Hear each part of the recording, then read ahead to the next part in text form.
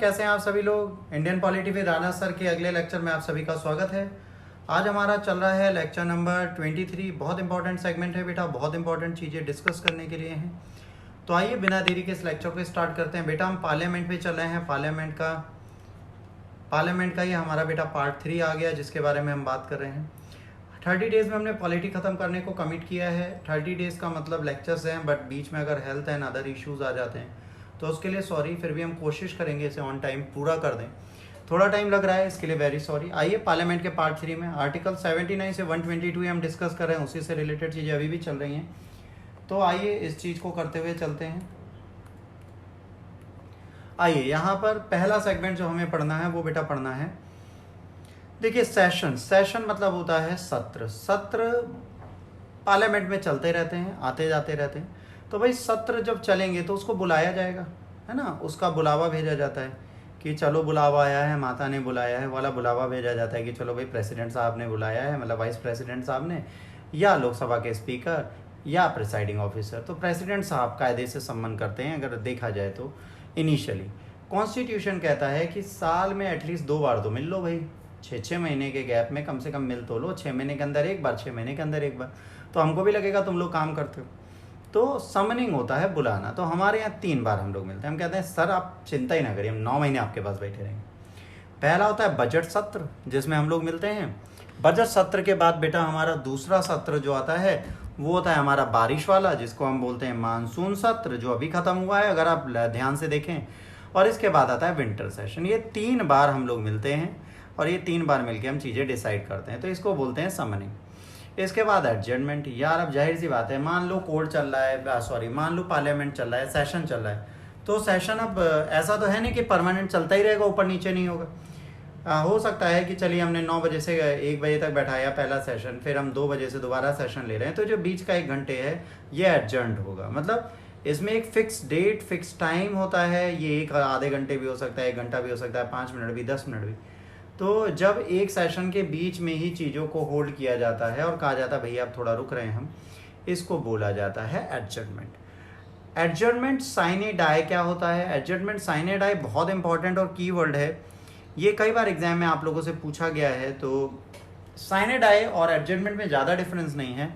साइने die जब concept आता है बेटा, तो यहाँ पर जो पर्सन है, मान लो ए पर्सन है और कोई इश्यूज़ किए इसने और सडन इन्होंने कहा कि एडजर्नमेंट साइनेड है, मतलब अब इसका मतलब है कि हम आपको कोई डेट फिक्स नहीं देंगे, आपके पास कोई डेट फिक्स नहीं होगी कि आप अब किस दिन आएंगे पार्लियामेंट में। अब ये हम बाद में अनाउंस करेंगे, सर्कुलर देंगे, बताएंगे कि अगली बार कब मीटिंग है। तो इसमें कोई डेट फिक्स नहीं की जाती, इसमें एक डेट फिक्स की जाती है, बस ये अंतर है। इसके बाद प्रोरोगेशन होता है एक सेशन ख़त्म होने के बाद दूसरे सत्र के बीच में सत्र का ख़त्म होना। मान लीजिए बजट सत्र ख़त्म हुआ, तो बजट सत्र के ख़त्म होने के बाद मानसून सत्र से पहले का जो गैप है उसको यहाँ पर जोड़ा जाता है, ठीक है। और इसी पीरियड को, और इसके बाद रेजोल्यूशन आपको पता है जनरली लोकसभा और राज्यसभा दोनों की अगर हम बात करें, फिर से समझिएगा, लोकसभा और राज्यसभा अगर दोनों की हम बात करते हैं तो इसमें लोकसभा ऐसी सभा है जिसको भंग किया जाता है, राज्यसभा को नहीं किया जाता है। मतलब लेजिस्लेटिव असेंबली को नहीं किया जाता, राज्यसभा को नहीं किया जाता, अपर हाउस को, बट लोअर हाउस जो है आपका, इसको हम भंग कर देते हैं, जिसको हम बोलते हैं हाउस ऑफ पीपल। तो ये भंग हो जाती है। तो लोकसभा के भंग होने के कई कारण होते हैं भाई, समय से पहले भी ख़त्म हो सकती है, या इमरजेंसी आ जाए तो अनिश्चित काल के लिए किसी का सत्र बढ़ाया जा सकता है ना, या टर्म ही ख़त्म हो जाए तब, तो ये सारी चीज़ें यहाँ पर आ सकती हैं, तो लोकसभा भंग हो सकती है। तो अगर ये डाइल्यूट हो जाती है तो सेशन जो है वो बीच में अटक जाता है। ये सारी बेसिक चीज़ें यहाँ पर दिखती हैं। इसके बाद summoning.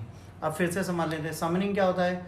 Time to time president के पास टाइम होता है, उसे बुलाया 6 महीने के गैप में एटलीस्ट उन्हें बुला लेना चाहिए एक बार। हमारे यहाँ 3 सेशन होते हैं, budget session, monsoon session, winter session. मई के बाद जून का गैप होता है, जुलाई सितंबर के बाद अक्टूबर का गैप होता है, और दिसंबर के बाद जनवरी का गैप होता है।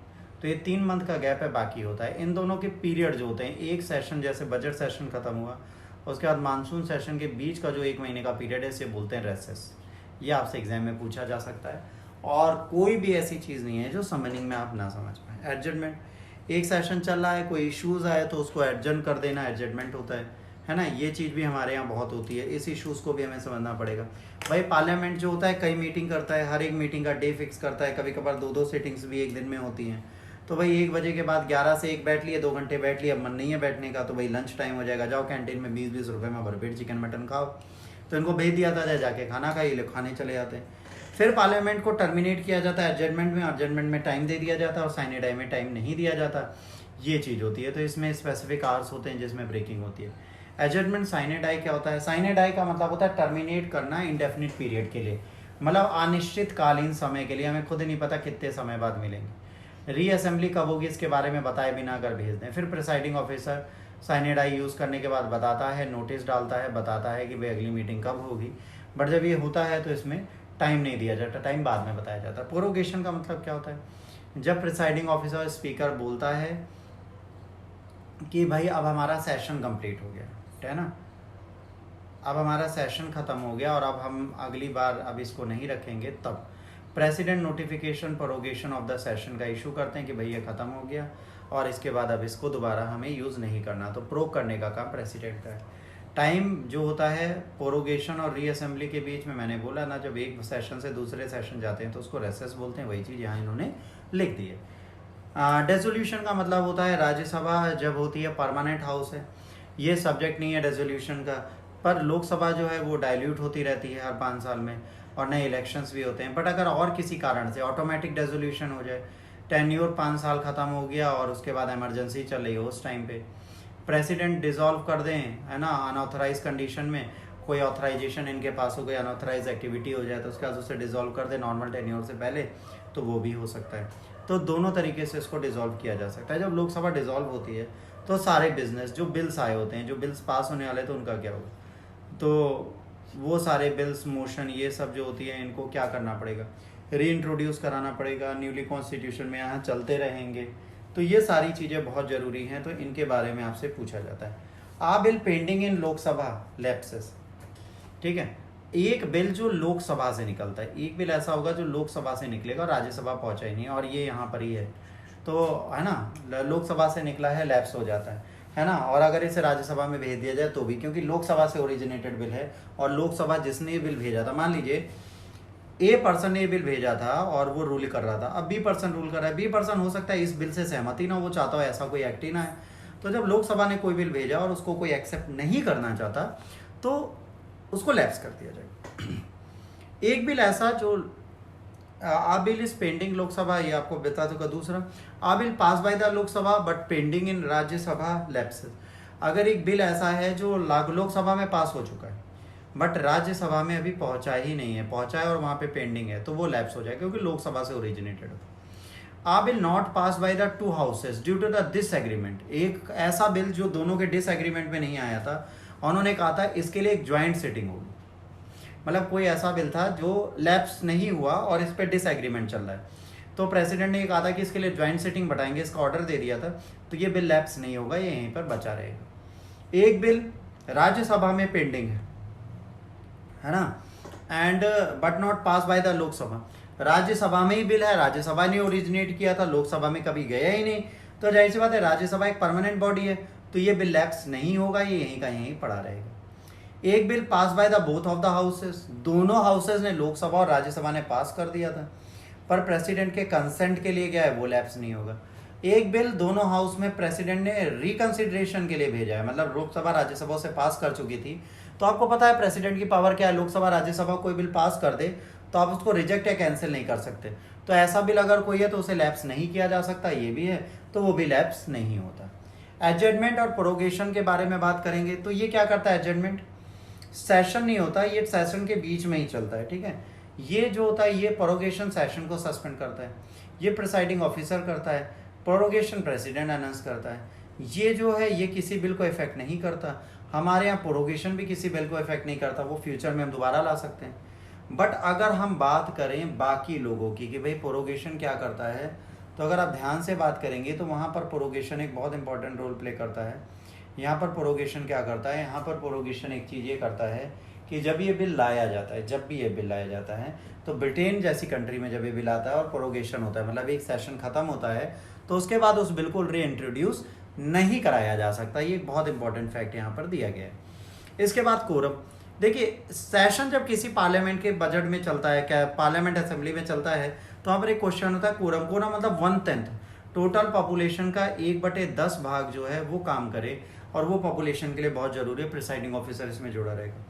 यहाँ पर कम से कम, जैसे हमारे यहाँ जो जनसंख्या है 550 है, तो 55 मिनिमम यहाँ होनी चाहिए, 25 यहाँ होनी चाहिए, तो कोई भी असेंबली यहाँ पर चल सकती है, इसको नहीं है। और यहाँ पर स्पीकर और जो प्रिसाइडिंग ऑफिसर उसको जोड़ा जाता है। Voting in house, joint sitting होती है हाउस में, जो मेजोरिटी और सिंपल 2 मेजोरिटी होती हैं।